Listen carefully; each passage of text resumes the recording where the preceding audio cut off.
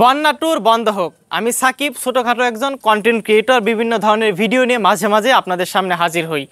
তো আমার সাধ্য মতো 2024-এর বন্যা পরিস্থিতিতে বাবার কাছ থেকে কিছু টাকা নিয়ে আমি আসসুন্নাহ ফাউন্ডেশনের মাধ্যমে, মানে আমার যেটা ভাল লাগছে, আসসুন্নাহ ফাউন্ডেশনের মাধ্যমে আমি কিছু অংশ পাঠিয়ে দিয়েছি ইনশাআল্লাহ।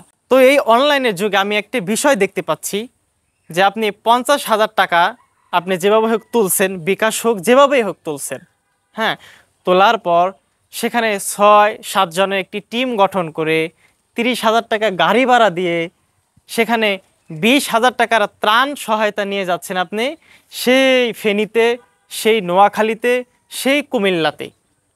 অথচ একটু খেয়াল করে দেখেন, যেহেতু আপনার 50,000 টাকা, আপনার পুঁজি কম, আপনি যদি একটু টোরের কথা চিন্তা না করে এই অল্প পুঁজি অল্প টাকা বিভিন্ন ফাউন্ডেশন, বিভিন্ন সংস্থা, আপনার যাকে ভাল লাগে যারা বন্যা নিয়ে কাজ করতেছে তাদেরকে যদি দিয়ে দেন, তাহলে কিন্তু আপনার 20,000 টাকা যে যাতায়াত ভাড়া খরচটা হলো সেটা কিন্তু ওই বন্যা কবলিত মানুষরা পেয়ে গেল, তাদের একটি পরিবার, একটি খাবার তাদের হয়ে গেল। তো এইগুলো আমাদের মাথায় রাখতে হবে। আমরা সবাই হেল্প করতেছে বন্যায়, আমিও যাই, কিন্তু আমি এইটা বলতে চাচ্ছি যাদের পুঁজি কম তারা বিভিন্ন ফাউন্ডেশনে দিয়ে দেন, বিভিন্ন ট্রাস্টেড, বিভিন্ন অনেক অনেক মানুষ কাজ করতেছে তাদেরকে দিয়ে দেন, তাহলেই তো উপকারটা হয়ে যায়।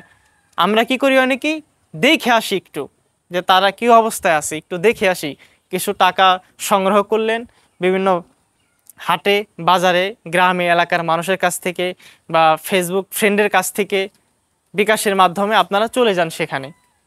তো আমার আজকের ভিডিওর অনুরোধ আপনাদের কাছে, প্লিজ আপনারা এই কাজটি করবেন না দয়া করে।